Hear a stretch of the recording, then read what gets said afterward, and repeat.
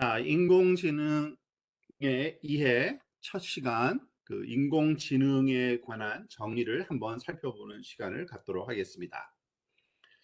자, 일단 인공지능은 영어로 얘기할 때는 Artificial Intelligence라고 얘기하고요. 그 첫 글자를 따서 AI로 많이 우리가 부르고 있죠. 사실은 인공지능의 정의를 내리기가 쉽지는 않습니다. 하지만 우리가 한번 정리를 해보면 인공지능이란 그 용어 자체가 인공이라는 단어와 지능이라는 단어의 합성 단어죠. 근데 인공이라는, 그러니까 artificial이라고 하는 내용은 우리가 쉽게 이해가 되는 부분입니다. 그러니까 자연적으로 존재하지 않고 사람이 인위적으로 만든 걸 다 인공이라고 얘기를 하죠. 자, 그런데 지능이라는 게 문제죠. 지능이라는 것이 그 정체를 우리가 모르지는 않지만 그것에 대한 정의를 내리는 것은 쉬운 일이 아닙니다.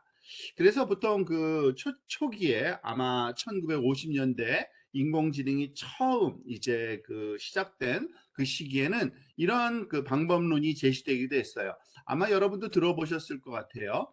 튜링 테스트라고 그 앨런 튜링이라는 학자가 제안한 방법입니다. 그래서 이 사람이 제안한 방법은 그냥 실험을 통해서 한번 우리가 지능을 판단해 보자. 아주 간단한 실험입니다. 그 인간 질문자가 가운데 앉고요. 그 양쪽에 벽을 놓고 한쪽에는 또 다른 인간 응답자, 또 다른 한쪽에는 컴퓨터 응답자, 즉 인공지능에 말하자면 상응하는 대응되는 어떤 기계를 놓자는 얘기입니다.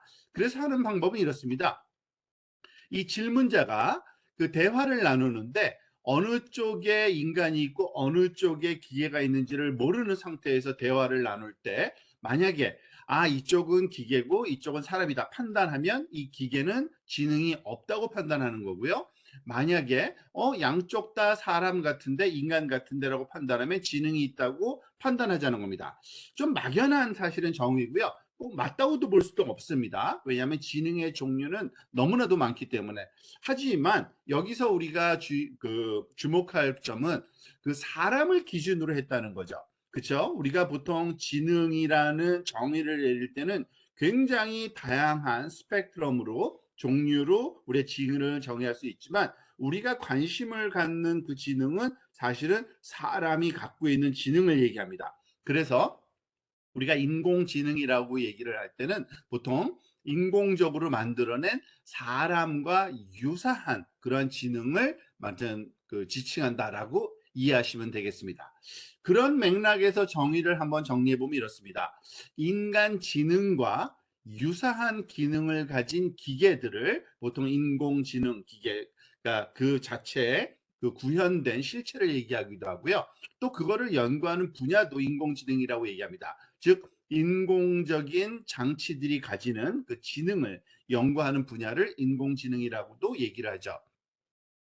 사실 이런 인공지능이 왜 필요합니까? 사실은 인공지능이 없다면은 우리가 실현하지 못할 여러 가지 일들이 있습니다. 사실은 예를 들어서 아무리 그 컴퓨터 기술이 발달할지라도 프로그래밍 기법이 발전할지라도 그 규칙을 어떻게 만들어내는 설명할 수가 없으면 프로그램으로 그 행동을 또는 그 소위 그 과정을 우리가 프로그램을 만들 수가 없어요. 그래서 그 인공지능을 따라야 할 그 정확한 규칙을 설명하기 어려운 그러한 인지 능력을 디지털 하는데 즉 구현하는데 아주 유용한 기술이 인공지능이라고 할 수 있습니다.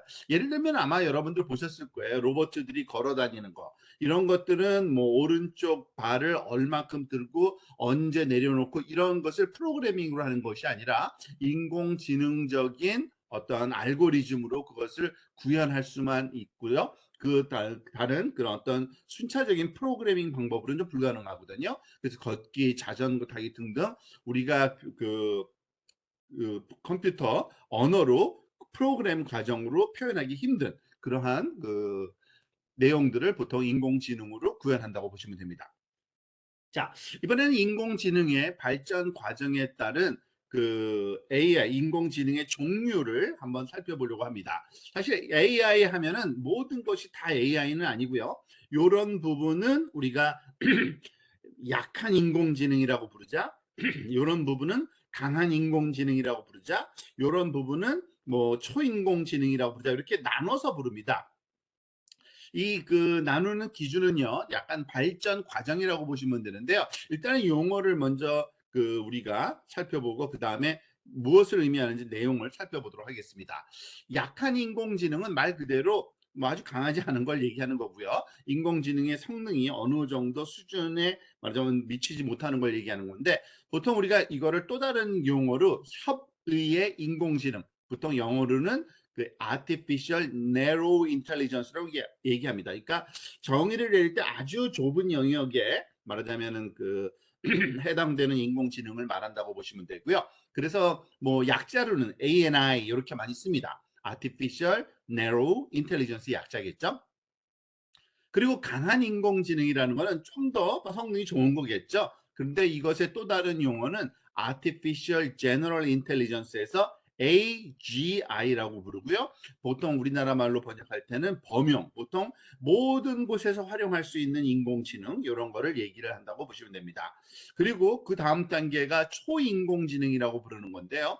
artificial super intelligence 약자로, 그래서 ASI 이런 식으로 이런 세 단계에 걸쳐서 우리가 인공지능을 구분짓고 있는 상황이라고 이해하시면 되겠습니다.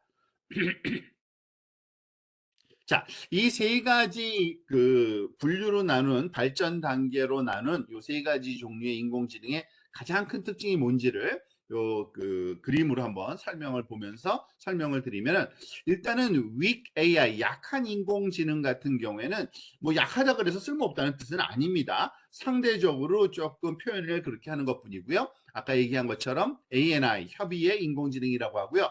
주된 말하자면 성능은 학습 성능입니다. 그러니까 학습을 통해서 말하자면 구현된 것들은 보통 우리가 weak AI라고 얘기를 하고요. 이때 사용되는 아주 유명한 기술이 있습니다. 보통 우리가 이거를 머신 러닝 기술이라고 얘기를 하고요. 그러니까 기계 학습이라고 보통 번역하는데, 사실은 요즘에 우리가 알고 있는 거의 모든 인공지능들은 사실은 요 weak AI 학습에 의해서, 특히 머신러닝 기술에 의해서 학습된 인공지능 기술들을 우리가 사용하고 있고 지칭한다고 보시면 됩니다.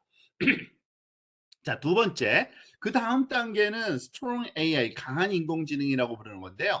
아까 얘기한 것처럼 AGI 쪽 범용, 제너럴한 그런 지능을 말하자면 포함하고 있는 건데, 여기에 가장 핵심적인 말하자면 능력은 이해 능력입니다. 이해를 한다는 거죠. 즉 가지고 있는 정보를 가지고서 기초로 해서 새로운 내용도 본 적도 없는 것도 우리가 말하자면 활용할 수 있는, 이해하고 할 수 있는 능력, 이게 사람이 갖고 있는 사실은 능력인데, 그래서 보통 이거를 머신 인텔리전스 단계, 머신의 지능 단계라고 보통 얘기를 합니다. 이런 단계까지 이런 인공지능을 스트롱 AI라고 얘기를 하는데요. 사실 요즘에 아직까지는 여기에 도달하지 못했지만 혹시 여기에 지금 도달하고 있는 게 아닐까라는 그러한 논의가 많이 이루어지고 있다고 보시면 됩니다. 슈퍼 AI라는 단계는요, 말 그대로 초인공지능이라 그래서 스스로 자각하는 단계입니다. 인공지능 엔진 또는 알고리즘 자체의 consciousness, 보통 우리가 의식이라고 보통 번역하죠. 기계가 자기 의식을 가지고, 자아의식을 가지고 자각을 하는, 그렇게 되면 어떻게 됩니까? 독립된 객체로서 자기가 하고 싶은 거를, 원하는 거를 하게 되는 그러한 굉장히 뭐 그러니까 어떤 일이 발생할지 우리가 예측 불가능한 그러한 단계까지도 생각할 수가 있습니다. 그럼 지금이 어떤 단계냐? 사실은 이 weak AI를 이미 거의 통과하고 있으면서 스트롱 AI에 진입하고 있는 게 아니냐라는 요즘의 논의가 많이 진행되고 있습니다. 이 내용은 다시 한번 살펴보도록 하겠고요. 요즘은 어떤 시대냐라고 했을 때 일단은 weak AI 시대라고 우리가 이해하시면 되겠습니다. 자, 그럼 초인공지능에 대한 내용을 조금 더 좀 설명을 좀 드리도록 하겠습니다. 슈퍼 인텔리전스 단계라고 하는데요. 기계의 인지 능력이 인간의 능력을 능가하는 상태를 보통 말합니다. 그것은 거의 모든 관심 영역에서 인간의 인지 능력을 크게 능가하는 지능을 가진 유기체를 라고도 볼 수 있는 그러한 상태고요. 사실 미래 연구자들은요, 미래의 그 특정 시점에서 기계가 인간보다 더 똑똑할 것이라고 예측을 하고 있습니다. 다들 그렇게 생각해요. 근데 그 시기가 언제쯤일지는 뭐 많은 논의가 있습니다. 그래서 보통 50년도 또는 2100년 사이 언젠가는 일어날 거다. 앞으로 2, 30년 후에는 이러한 그 상황이 발생하지 않겠느냐라고도 얘기를 하고 있고요. 그 우리가 주의할 점은 이런 상태가 절대 도달하지 않는다라고 주장하는 학자는 없다는 겁니다. 그 얘기는 뭐냐면 이 초지능이라는 단계까지 분명히 갈 거라는 얘기죠. 그런데 그 도래하는 시기가 언제인지를 모르고 우리가 그 조금 우려하고 있는 거고, 그것에 대한 준비를 좀 해야겠다라는 그 생각들을 다들 하고 있습니다. 그러면 초인공지능 시대가 오면은 도대체 어떤 일이 발생하느냐? 사실은 최상 시나리오와 최악 시나리오, 그러니까 이 둘 중에 하나일 수도 있고 뭐 아닐 수도 있지만은요, 보통 이런 식으로 많이 우리가 예측을 합니다. 가장 좋은 거는요, 우리가 그 풍요로워지고 더 평등해지고, 보통 이런 걸 특이점이라고 얘기를 하는데, 이런 특이점을 그 통과하게 되면은 훨씬 더 우리가 살기 좋은 세상이 될 거다라고 얘기하는 또는 예측하는 그러한 그 한 부류가 있고요. 또 하나는 최악이죠. 그 초의 지능이 선과 악의 개념이 어떨지는 우리가 예측 불허입니다. 그래서 단순히 인간이 말하자면은 그 자아의 그 기계가 그 갖고 있는 자아 입장에서 방해가 되거나 말하자면은 별로 존재 가치가 없다고 생각하면은 그것은 인류 멸종으로 이어질 수도 있지 않겠냐라는 우려를 많이 하죠. 그러한 그 예측에서 만들어진 유명한 영화가 있죠. 터미네이터라는 영화가 바로 그런 거죠. 그 미래에 말하자면 초인공지능 시대가 도달해서 그 로봇들이 인류를 멸망시키는 그러한 그것을 가상으로 만든 영화라고 보시면 되겠습니다. 이러한 두 가지의 의견이 분분하다고 보시면 됩니다. 자, 이번에는 스트롱 AI, 범용 인공지능 얘기를 해봅시다. 제너럴 AI라고도 얘기를 하는데 AGI라고 약자로 많이 부르고요. 강한 인공지능 시대입니다. 이거는 강하다는 것보다는 좀 범용이라고 보시면 됩니다. 범용이라는 건 뭡니까? 널리 사용된다는 얘기죠. 그래서 기계가 인간과 거의 동일한 인지 능력을 가지는 그러한 상태를 얘기를 합니다. 그러니까 인간이 할 수 있는 거는 다 할 수 있게 되는 그런 상황이라고 봅니다. 사실 범용 인공지능에 도달하는 시점에 대해서 연구자들 사이에 논쟁이 많습니다. 그리고 굉장히 멀리 그 보는 시각이 많았는데, 최근에 들어서는 이거 곧 도달할 수도 있지 않을까라는 그러한 예측들을 많이 합니다. 아마 요즘에 들어보셨을 거예요. 챗 GPT라는 그 기술이 나온 다음에 그 경험하는 그 과정에서 이 정도면은 굉장히 그 범용 인공지능이라고 그에 도달한 게 아닐까라고 사람들이 논의를 그 얘기를 많이 하는데, 그것에 대한 어떤 그 결정을 하거나 아니면 그 판단을 하거나 그런 그 시점까지 이르지는 않았고요. 사실 어쨌든 하지만 그 챗 GPT라는 새로운 기술이, 사실은 그 핵심 기술은 초거대 언어 모델이라는 건데요. 언어 모델. 이 언어 모델이 그 가능성을 조금 열어줬다라고 보시면 되겠습니다. 그래서 이 그 스트롱 AI, 범용 인공지능 같은 경우에는 변화하는 환경에 더 잘 대처하기 위해서 유기체가 효과적으로 적응할 수 있는 능력, 이런 것들도 갖출 수 있고요. 이런 적응은 자기 자신을 변화시킬 뿐만 아니라 환경을 변화시키는 것도 또 의미할 수 있다라고 보시면 됩니다. 그럼 범용 인공지능의 좀 구체적인 그런 내용들은 뭐냐? 사실은 사람이 갖고 있는 구체적인 지능의 요소들을 그 다 갖게 되는 그런 상황입니다. 예를 들어서 학습은 당연하고요. 이거는 그 약한 인공지능의 주된 내용이었죠. 그것은 당연히 갖고 있고, 기억, 추론, 추상화, 문제 해결, 발산적 사고, 수렴적 사고, 감성 지능, 생각 속도 등등, 그 지능에 갖고 있는 구체적인 그 세부적인 역할들을 다 나열한 건데, 이것들이 어느 정도씩은 조금씩 보여지고 있는 게 요즘에 초고대 언어 모델이기 때문에 이제 범용 인공지능 시대로 이제 진입한 게 아닌가라는 그런 우려들, 또는 우려라기보다는 그러한 그 상황을 판단하고 있다고 보시면 되겠습니다. 그러면 협의의 인공지능, Narrow AI는 뭐냐? 이거는 이미 그 예전 기술 얘기하는 건 아니고요. 약한 기술 얘기하는 것도 아니고요. 지금 사용하고 있는 인공지능들이 거의 대부분 약한 인공지능이란 카테고리, 그 분류 체계가 그렇다는 것 뿐입니다. 이 약한 AI는요, 매우 구체적인 사용 사례에 중점을 둡니다. 그게 어떤 특징이라고 볼 수 있고요.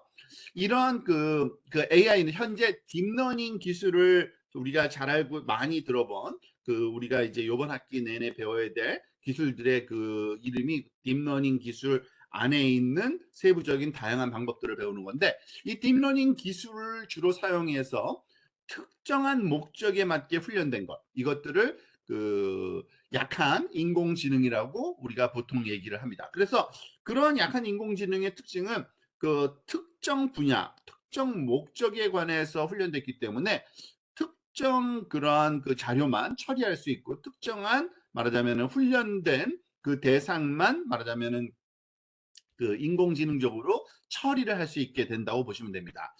그래서 강한 인공지능에 비하면 약한 인공지능은요, 학습 능력이 제한적이라고 볼 수 있고요. 주어진 그러한 훈련 자료에 대해서만 그 훈련을 하기 때문에 그런 거고요. 특정 사용 사례의 경계 안에서 학습을 할 수 있게 됩니다. 예를 들면 이런 거죠. 음성 인식을 위해서 약한 AI를 훈련하면은요, 당연히 그 훈련된 언어, 그리고 그 언어와 그 동일한 언어에 말하자면은 말하자면 뭐 추가적인 방언이나 뭐 이런 거는 향상시킬 수 있지만 다른 언어는 배울 수가 없는 거죠. 만약에 다른 언어를 활용할 수는 없는 거죠. 근데 다른 언어를 배우려고 한다. 그러면 또 다른 말하자면은 훈련 자료가 필요한 그러한 상황이라고 이해하시면 되겠습니다. 그래서 일반적인 그 네로 AI, 협의 AI 사용 사례를 보면요. 자연어 인식 처리 문제, 그리고 뭐 자율주행 문제, 또는 시각적 이미지 인식 및 해석 문제, 그리고 사이버 보안의 침입 탐지, 뭐 인간의 활동 인식 뭐 등등, 요즘에 말하자면은 활용되고 말하자면은 그 많이 얘기되고 있는 인공지능 기술들은 거의 대부분 다 이런 weak AI라고 부르는 약한 인공지능, 또는 협의의 인공지능 ANI에 말하자면 그 속한 기술들이다라고 이해하시면 되겠습니다.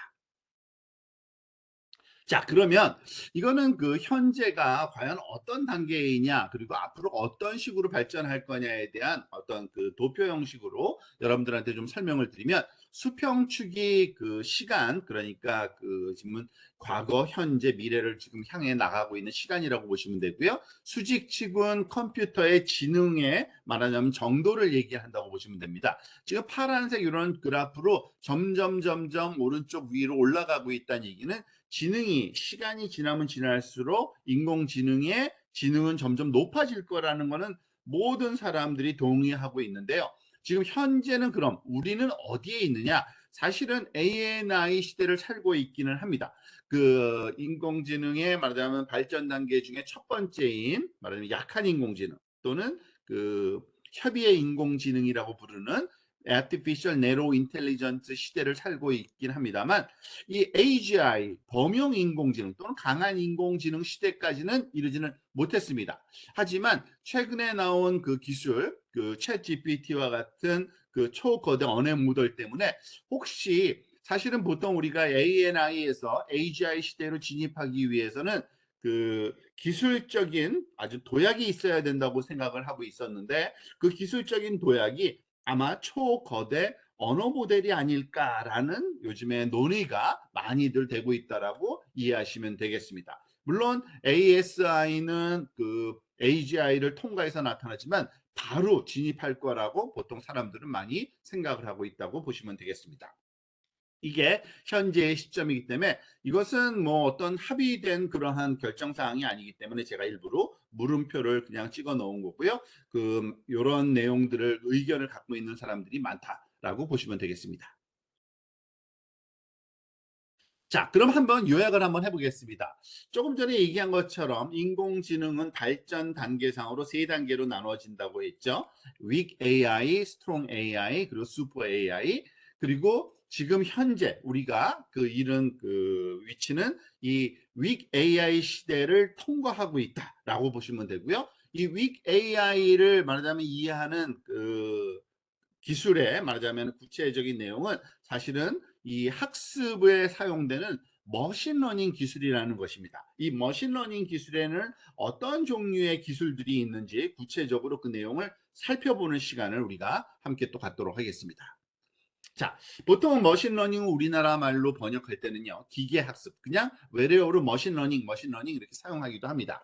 그래서 이 머신러닝은요, AI 분야에서 최근 그 아주 협의의 인공지능 발전을 이끄는 핵심 기술이었다고 보시면 됩니다. 컴퓨터가 인식 성능을 향상시키기 위해서 관찰하고 데이터 및 예제를 통해서 학습할 수 있는 이러한 것을 가능하도록 해주는 도구 또는 방법들을 다 모아서 우리가 머신러닝 기술이라고 보통 얘기를 한다고 이해하시면 되겠는데요. 그 가장 큰 특징은 이겁니다. 전통적인 그 프로그래밍에서 필요한 작업은 그 실행하는 방법을 가르쳐 주는 건데, 컴퓨터 언어로 프로그램으로요. 이런 게 필요하지 않다라는 것이 가장 큰 특징입니다. 자, 그게 무슨 말이냐면요. 요 아래쪽에 있는 두 개의 그 비슷하게 생긴 그림이 있는데, 이 왼쪽에 있는 그림은 그 전통적인 트레디셔널한 프로그래밍 방법을 설명하는 도표고요. 오른쪽이 기계학습, 머신러닝을 말하자면 그 수행되는 과정을 표현한 그러한 도표라고 보시면 됩니다. 그래서 왼쪽 그림을 보면 이렇죠.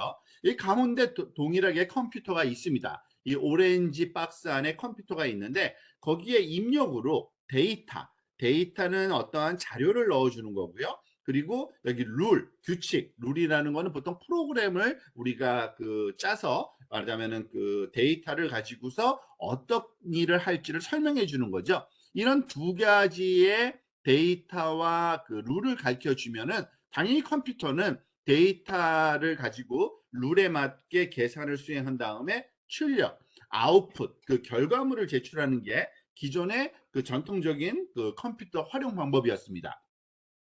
머신러닝은 그럼 어떤 것이 다르냐? 지금 보다시피 모양은 똑같은데 들어가고 나오는 게 좀 다릅니다. 즉 데이터가 들어가고 여기서 룰이 들어갈 대신 아웃풋이 들어갑니다. 그리고 결과로 룰이 나온다고 보시면 되는 거죠. 즉 입력과 출력이 룰과 아웃풋의 그 입력과 출력의 역할이 바뀌었다고 보시면 됩니다. 즉 그 얘기는 뭐냐면 머신러닝이라는 기술은요, 컴퓨터에다가 데이터와 그 데이터를 통해서 우리가 예측하는 기대하는 어떤 결과값을 한꺼번에 넣어주면, 이 데이터에서 이러한 결과가 나오려면 어떠한 규칙이 있어야 되는구나 라고 규칙을 만들어 준다고 보시면 됩니다. 그러니까 쉽게 얘기해서는 프로그램을 짜준다고 보시면 되는 거죠.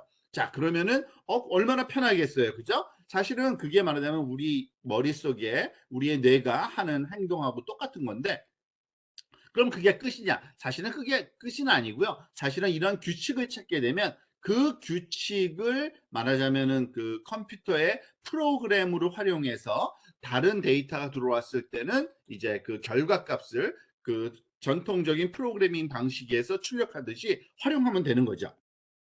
자, 이 내용이 어떻게 보면은 저게 가능할까? 좀 어려워 보이고 좀 그런데 그 이유는 그 너무나도 간단하게 좀 설명해서 그런 거고요. 사실 그렇게 어려운 작업은 아닙니다. 자, 좀 더 쉽게 그 예를 들어서 한번 설명하면 이런 겁니다.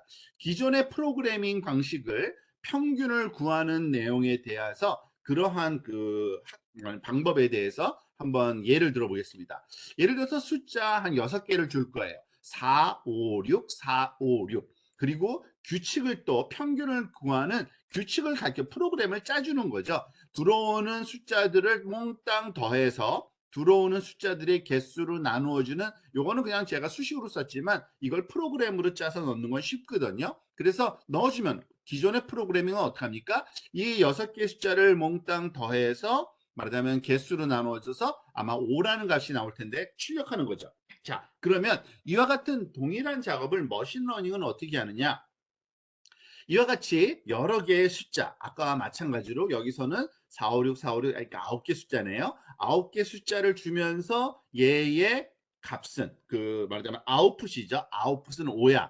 그리고 1, 2, 3, 1, 2, 3, 2, 를 주면서 한 이거는 그 8개네요. 8개의 값을 주면서 숫자를 주면서 얘는 값이 2가 나와야 돼. 그리고 10, 11, 12 이거 6개의 값을 주면서 얘는 그러니까 우리는 알고 있죠. 평균이라는 거를. 어쨌든 얘는 결과가 10일이 나와야 돼. 즉, 이 데이터하고 그 아웃풋 값을 한꺼번에 넣어줍니다. 그러면은 이 두 개의 입력과 출력 사이에 어떤 관계가 있지? 그걸 찾아내라는 건데 그냥 네가 알아서 다 모든 걸 다 찾아 이런 식으로 하지는 않습니다. 사실은 머신러닝에서는 어떤 틀을 짜주기는 합니다. 아, 나는 곱셈과 덧셈만 할 거야. 예를 들어서 뭐 반드시 이래야 된다는 것보다는 거의 대부분 이러한 그 포뮬레이션을 씁니다. 사실 그래요. 여기 보면은요, 이러한 프레임 안에서 이 관계를 찾으라는 어떤 질문을 하는 겁니다. 이 프레임이라는 건 뭐냐면 지금 여기 보세요.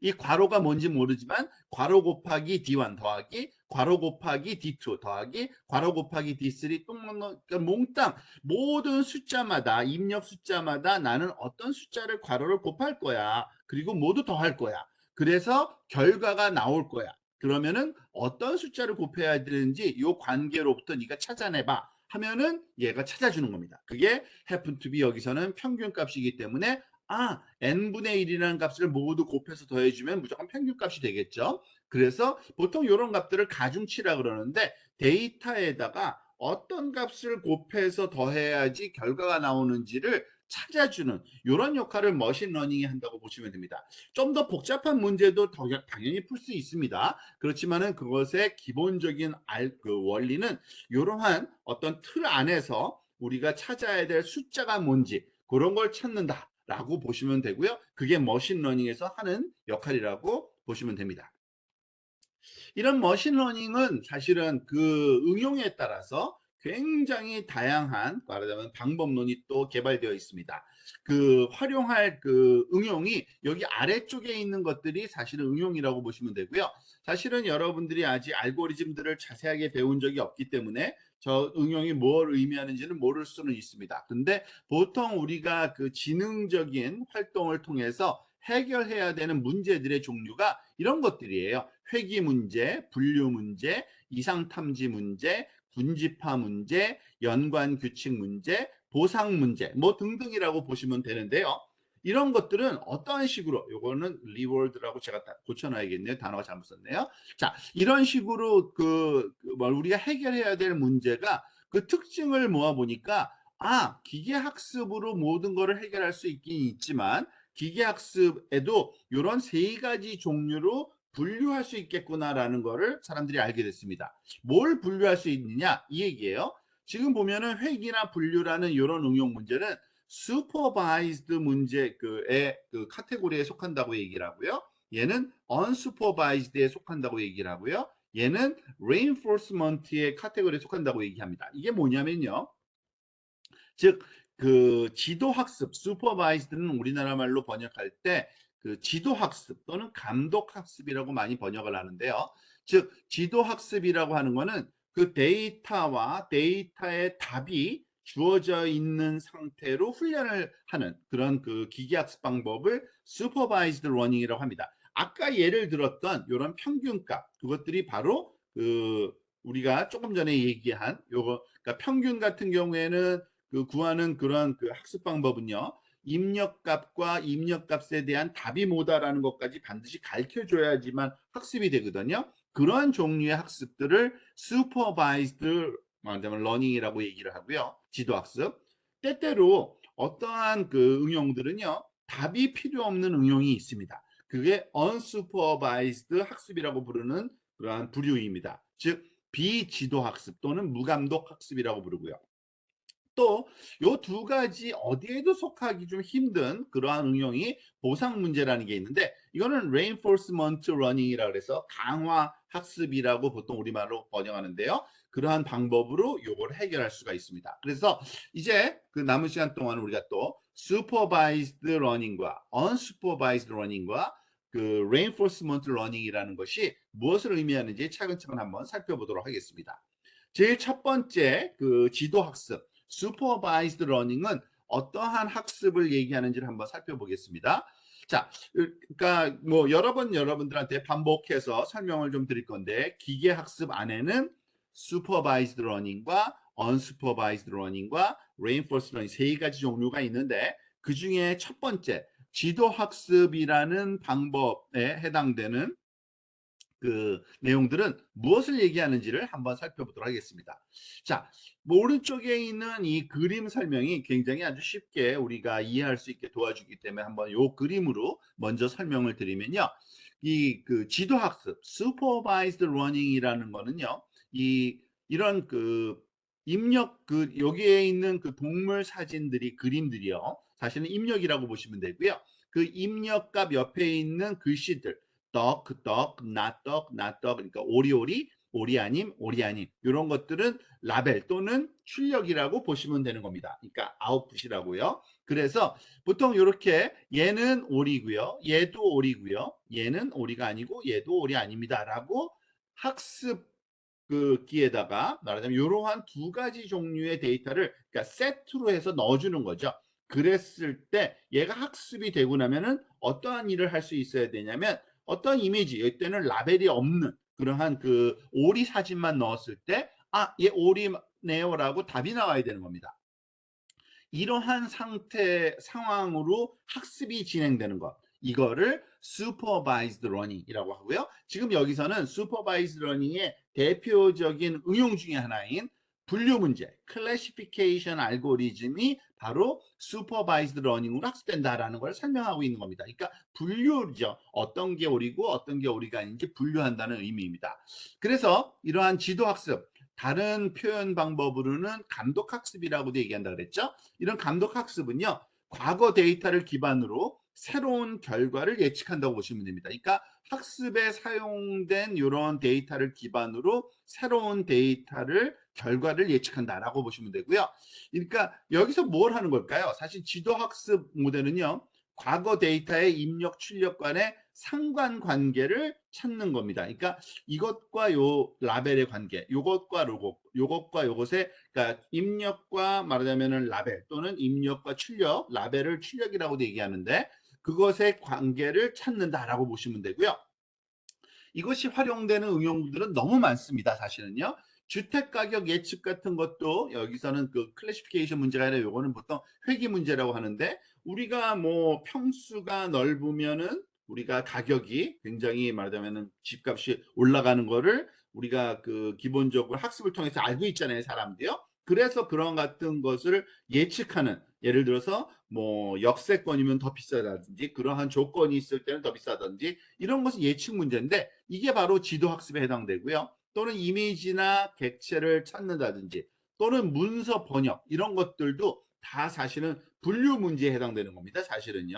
문서를 번역한다는 거는 그러니까 저희 언어 그 번역이 있죠. 그것은 그 가장 적절한 단어를 찾아서 분류해내는 거기 때문에 일종의 분류 문제로 푼다고 이해하시면 되는데 그게 대표적인 지도학습의 말하자면 응용 분야라고 보시면 됩니다.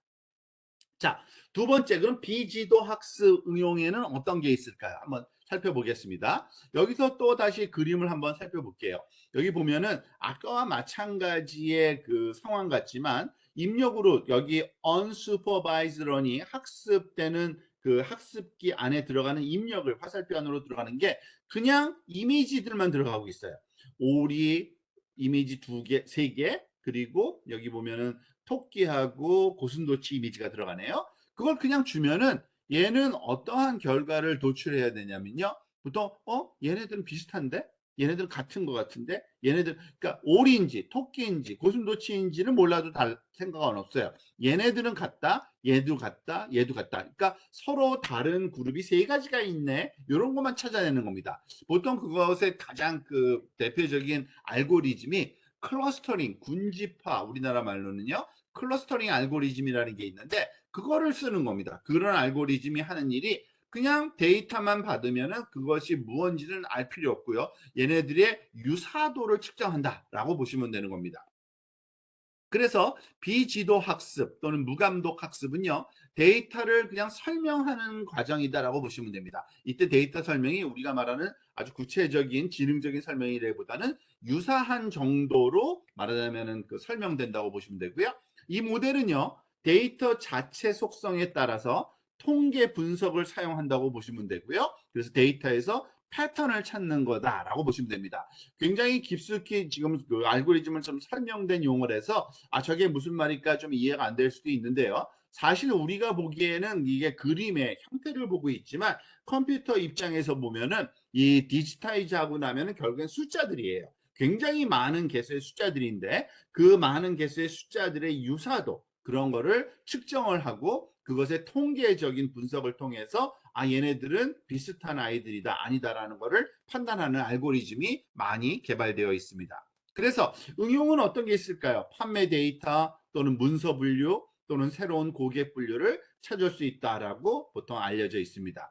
이 얘기는 뭐냐면 우리가 비즈니스 하는 과정에서 특히 그 고객을 상대할 때 그 고객 자료로부터 말하자면 그 고객의 어떤 유형을 분류한다라고 할 때는 그 고객이 어떤 유형이라는 답을 주는 것이 아니라 그냥 고객 데이터를 그냥 그 컴퓨터 말하면 프로그래밍, 머신러닝 알고리즘, 언슈퍼바이즈 러닝 알고리즘에 넣어서 이 그룹은 어떤 그룹, 요 그룹은 말하자면 뭐 로열티가 높은 그룹, 로열티가 낮은 그룹 뭐 등등으로 나눌 수가 있겠죠. 이와 같은 방식의 알고리즘을 통틀어서 비지도 학습 알고리즘이라고 얘기를 합니다.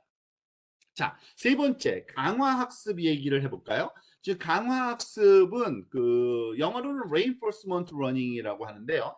이거는 그 지도 학습, 비지도 학습에 포함되지는 않고 좀 독특한 환경이기 때문에 보통 이렇게 따로 띄어내서 우리가 또 다른 학습 방법이다라고 얘기를 하고요. 보통 시행착오를 통해서 겪는 그래서 그 과정에서 자체적인 성능을 지속적으로 개선하는 그러한 학습 방법을 강화 학습이라고 합니다. 지금 오른쪽에 지프 애니메이션으로 아주 유명한 아타리 게임 중에 하나죠.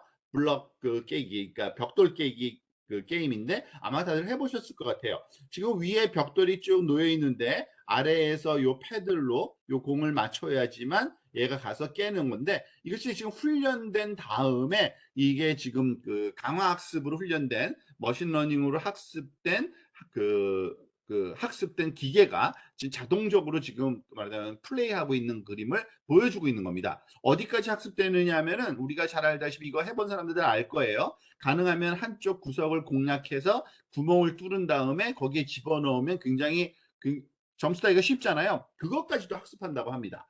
자, 그래서 시간이 지남에 따라서 모델을 전략을 개선해서 게임하는 사람과 마찬가지로 성능이 점점 좋아지는데 이러한 학습 방법을 강화학습이라고 하고요. 사실 그 사람들이 그 게임을 많이 하면서 점점 게임을 잘하게 되는 거는 강화학습 똑같은 원리입니다. 그 원리를 그대로 활용한다고 보시면 되고요. 주식 거래 또는 재고 관리 같은 응용 분야에서도 이런 강화학습이 활용될 수가 있습니다. 물론 대표적인 예는 게임이고 설명이 쉬워서 얘기를 하지만 이 게임을 위한 그 학습 방법이라기보다는 우리가 말하자면 그 일상생활에서도 이러한 강화학습이 응용된 그러한 그 필요로 하는 그러한 그 지능이 필요로 하는 그러한 그 엔진이 말하자면 존재할 수 있다. 그게 대표적인 예가 주식 거래 또는 재고 관리가 포함된다고 보시면 되겠습니다. 자, 다시 한번 정리를 해보고 그 다음 단계로 넘어가도록 하겠습니다. 자, 머신러닝이라는 것이 우리가 생각하는 지금 배우고자 하는 인공지능 시대에서의 그 약한 인공지능의 가장 핵심적인 학습, 이 학습을 구현한 알고리즘들이 머신러닝 알고리즘이라고 부르고요. 이 머신러닝 알고리즘에는 크게 세 가지 부류가 있는데 지도 학습 방법, 슈퍼바이즈드 러닝 방법과 unsupervised 비지도 학습 방법과 그리고 강화 학습 reinforcement learning 세 가지 서로 다른 그러한 종류의 학습 방법이 있다. 이런 서로 다른 종류의 학습 방법들은 각각 활용되는 응용도 다른데 지도 학습 같은 경우에는 회귀 문제를 풀 때 그리고 분류 문제를 풀 때 아주 유용하고요. unsupervised 즉 비지도 학습은 군집화 문제 또는 이상탐지 문제, 연관 규칙 문제 등을 푸는데 굉장히 유용하고요. 그리고 reinforce 강화 학습은 이 보상 문제를 푸는데 아주 유용하다라고 이해하시면 되겠습니다. 여기까지 하고 다음 주제는 다음 비디오로 넘기도록 하겠습니다.